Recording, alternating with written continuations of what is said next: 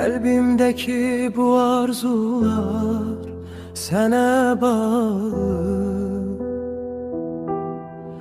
Ben subay biriyim, sen ailəli, sen uşaqlı.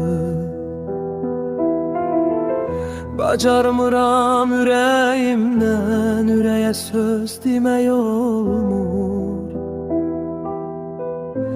Dərdimə çarə tapılmır, halım çox acınacaqlı.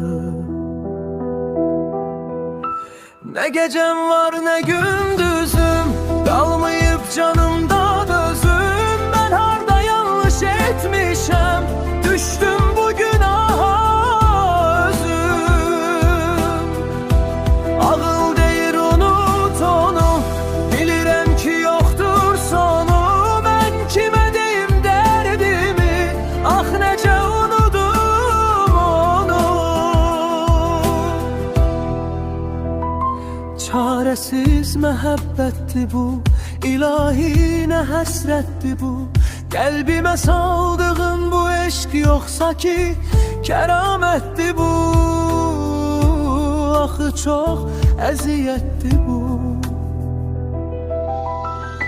Nə səsini eşitdim yox, nə halından bildim yox. Həsrətindən güldüyüm yox, nə üzünü gördüyüm yox.